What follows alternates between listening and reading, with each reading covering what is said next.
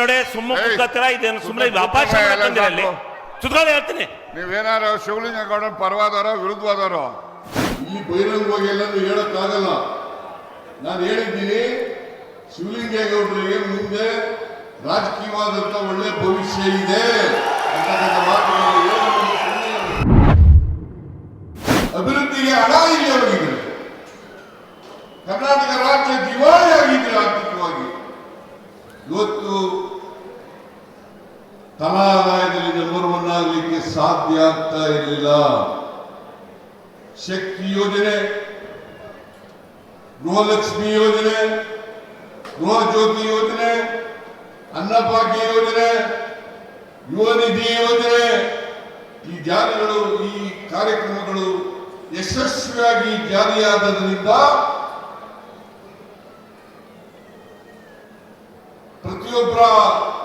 ಪ್ರತಿಯೊಬ್ಬ ವ್ಯಕ್ತಿಯ ಕೊಂಡ್ಕೊಳ್ತಕ್ಕಂಥ ಶಕ್ತಿ ಜಾಸ್ತಿ ಆದ್ರಿಂದ ಇವತ್ತು ರಾಜ್ಯ ಅಭಿವೃದ್ಧಿನಲ್ಲಿ ಮುಂಚೂಣಿನಲ್ಲಿ ಇದೆ ಅಂತಕ್ಕಂಥ ಮಾತುಗಳನ್ನು ಹೇಳಲಿಕ್ಕೆ ಬಯಸ್ತಾ ಇದ್ದೇನೆ.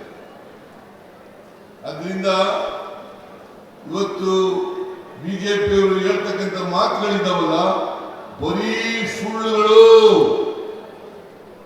ಯಾವುದೇ ಆಧಾರ ರಹಿತವಾಗಿ ರಾಜಕೀಯ ಪ್ರೇರಿತವಾದಂತ ಆರೋಪಗಳನ್ನು ನಮ್ಮ ಸರ್ಕಾರದ ಮೇಲೆ ಮಾಡಲಿಕ್ಕೆ ಪ್ರಾರಂಭ ಮಾಡಿದ್ದಾರೆ. ಇವತ್ತು ಇಷ್ಟೊಂದು ಜನ ಸೇರಿರ್ತಕ್ಕಂಥದ್ದೇ ಸಾಕ್ಷಿ, ಇಷ್ಟೊಂದು ಜನ ಸೇರಿರ್ತಕ್ಕಂಥದ್ದೇ ಸಾಕ್ಷಿ. ಈ ಸಾಕ್ಷಿ ಇಂಥ ಬೇರೆ ಉದಾಹರಣೆ ಬೇಕಾಗಿಲ್ಲ ಅಂತಕ್ಕಂಥ ಮಾತುಗಳನ್ನು ಈ ಸಂದರ್ಭದಲ್ಲಿ ಹೇಳಲಿಕ್ಕೆ ಬಯಸ್ತಾ ಇದ್ದೇನೆ. ಆದ್ರಿಂದ ಬಿಜೆಪಿಯವರು ಜನರನ್ನ ದಾರಿ ತಪ್ಪಿಸ್ತಕ್ಕಂಥ ಕೆಲಸವನ್ನ ಮಾಡ್ತಾ ಇದ್ದಾರೆ. ಸುಳ್ಳು ಆರೋಪಗಳನ್ನು ಮಾಡ್ತಾ ಇದ್ದಾರೆ, ಸುಳ್ಳು ಅಪವಾದಗಳನ್ನ ಮಾಡ್ತಾ ಇದ್ದಾರೆ ಅಂತಕ್ಕಂಥ ಮಾತುಗಳನ್ನ ಈ ಸಂದರ್ಭದಲ್ಲಿ ಹೇಳಲಿಕ್ಕೆ ಬಯಸ್ತಾ ಇದ್ದೇವೆ. ನಾವು ಮೊನ್ನೆ ಮೈಸೂರಿನಲ್ಲಿ ಕಾರ್ಯಕ್ರಮ ಮಾಡೋದು, ಪಾವಗಡದಲ್ಲಿ ಕಾರ್ಯಕ್ರಮ ಮಾಡೋದು, ಸಾಧನಾ ಸಮಾವೇಶವನ್ನ ವಿಜಯನಗರ ಹೊಸಪೇಟೆಯಲ್ಲಿ ಮಾಡೋದು. ಎಲ್ಲ ಮಾಡಲಿಕ್ಕೆ ಸಾಧ್ಯ ಆಗ್ಬೇಕಾದ್ರೆ ನಾವು ಎಲ್ಲ ಕಾರ್ಯಕ್ರಮಗಳನ್ನು ಕೂಡ ಮಾಡಿದ್ದೇವೆ. ಯಾವುದಾದ್ರೂ ಸರ್ಕಾರ ಇದ್ರೆ, ಕೊಟ್ಟ ಮಾತಿನಂತೆ ನಡ್ಕೊಳ್ತಕ್ಕಂಥ ಸರ್ಕಾರ ಇದ್ರೆ ಅದು ನಮ್ಮ ಸರ್ಕಾರ, ಕಾಂಗ್ರೆಸ್ ಸರ್ಕಾರ ಅಂತಕ್ಕಂಥ ಮಾತುಗಳನ್ನು ಹೇಳಲಿಕ್ಕೆ ಬಯಸ್ತಾ ಇದ್ದೇವೆ. ನಾವು ನುಡಿದಂತೆ ನಡೆದಿದ್ದೇವೆ. ಇವತ್ತು ಗ್ಯಾರಂಟಿ ಯೋಜನೆಗಳಿಗೆ ಸುಮಾರು 52,000 ಕೋಟಿ ರೂಪಾಯಿಗಳನ್ನು ಖರ್ಚು ಮಾಡ್ತಾ ಇದ್ದೀವಿ. 52,000 ಕೋಟಿ. ಈ 52,000 ಕೋಟಿಗಳಲ್ಲಿ 1,20,000 ಕೋಟಿ, 1,20,000 ಕೋಟಿ ಅಭಿವೃದ್ಧಿ ಕೆಲಸಗಳಿಗೆ ಇವತ್ತು ಖರ್ಚು ಮಾಡ್ತಾ ಇದ್ದೀವಿ.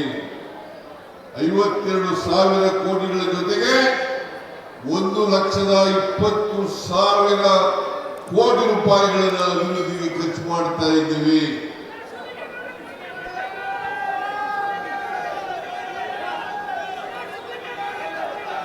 ಶಿವಲಿಂಗೇಗೌಡರಿಗೆ ರಾಜಕೀಯ ಭವಿಷ್ಯ ಇದೆ.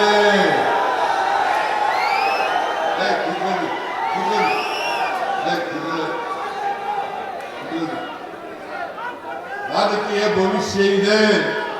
ಮುಂದಿನ ದಿನಗಳಲ್ಲಿ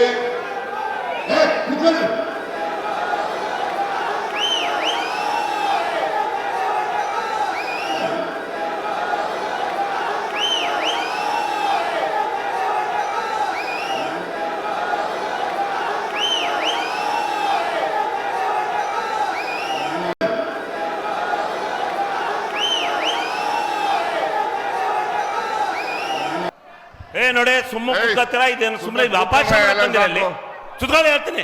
ನೀವೇನಾರು ಶಿವಲಿಂಗೇಗೌಡ ಪರವಾದವರೋ ವಿರುದ್ಧವಾದವರು ಪರವಾದ್ರೆ ಸುಮ್ಮನೆ ಕೂತ್ಕೋಬೇಕು, ಅವ್ರಿಗೆ ಗೊತ್ತಾಗ್ತಲ್ವಾ? ಸುಮ್ಮನೆ ಇಲ್ಲಿ ಬಹಿರಂಗವಾಗಿ ಎಲ್ಲರೂ ಹೇಳಕ್ಕಾಗಲ್ಲ. ನಾನು ಹೇಳಿದ್ದೀನಿ, ಶಿವಲಿಂಗೇಗೌಡರಿಗೆ ಮುಂದೆ ರಾಜಕೀಯವಾದಂತ ಒಳ್ಳೆ ಭವಿಷ್ಯ ಇದೆ ಅಂತಕ್ಕಂಥ ಮಾತುಗಳನ್ನು ಕೂತ್ಕೊಳ್ಳಪ್ಪ.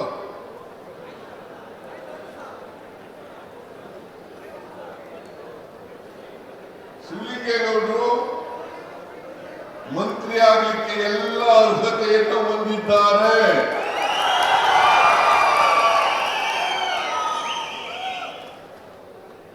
ನೀವು ಕೂಡ ಅವರ ವ್ಯಕ್ತಿತ್ವವನ್ನು ಗಮನಿಸಿ 4 ಬಾರಿ ಗೆಲ್ಲಿಸಿದ್ದೀರಿ.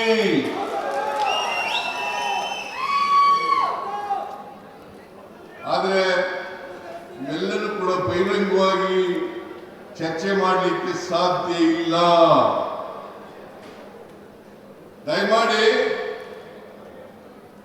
ತಾವೆಲ್ಲರೂ ಕೂಡ ನಿಮ್ಮ ಅಭಿಮಾನ, ನಿಮ್ಮ ಪ್ರೀತಿ ಶಿವಲಿಂಗೇಗೌಡರ ಮೇಲೆ ಇದೇ ರೀತಿ ಇರಲಿ ಅಂತಕ್ಕಂಥ ಮಾತುಗಳನ್ನು ಹೇಳಿ ಮುಂದಿನ ಚುನಾವಣೆಯಲ್ಲೂ ಕೂಡ ನಿಮ್ಮ ಅಭಿಮಾನ, ಪ್ರೀತಿ, ಆಶೀರ್ವಾದ ಇದ್ದು ಅವರು ಮತ್ತೆ ಶಾಸಕರಾಗಿ ಬರಲಿ ಅಂತಕ್ಕಂಥ ಮಾತುಗಳನ್ನು ಹೇಳಲಿಕ್ಕೆ ಬಯಸ್ತೇನೆ.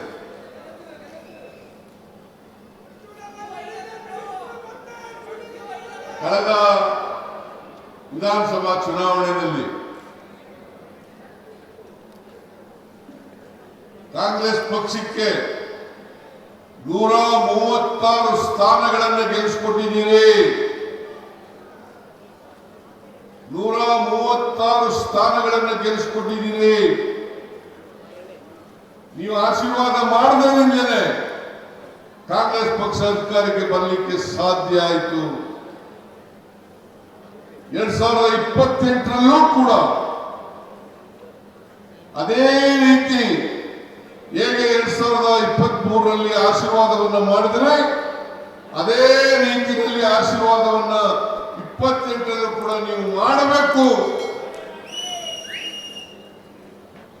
ಕಾಂಗ್ರೆಸ್ ಸರ್ಕಾರ ಮಾತ್ರ ಜನರ ಕಷ್ಟ ಸುಖಗಳಿಗೆ ಸ್ಪಂದಿಸತಕ್ಕಂಥ ಸರ್ಕಾರ ಅಂತಕ್ಕಂಥ ಮಾತುಗಳನ್ನು ಹೇಳಲಿಕ್ಕೆ ಬಯಸ್ತಾ ಇದ್ದೇನೆ. ನಿನ್ನೆ ನಾನು ಡೆಲ್ಲಿನಲ್ಲಿದ್ದೆ.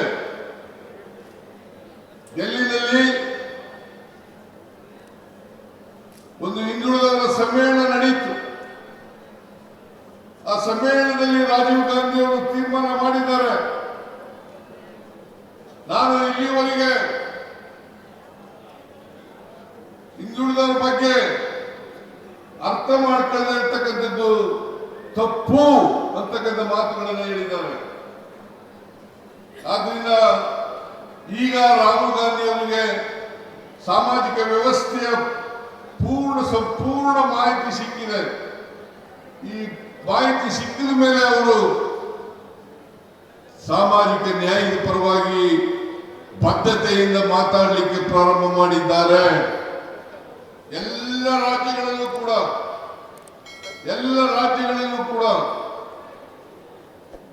ಎಲ್ಲ ಜನರ ಆರ್ಥಿಕ, ಸಾಮಾಜಿಕ, ಶೈಕ್ಷಣಿಕ, ರಾಜಕೀಯ, ಔದ್ಯೋಗಿಕ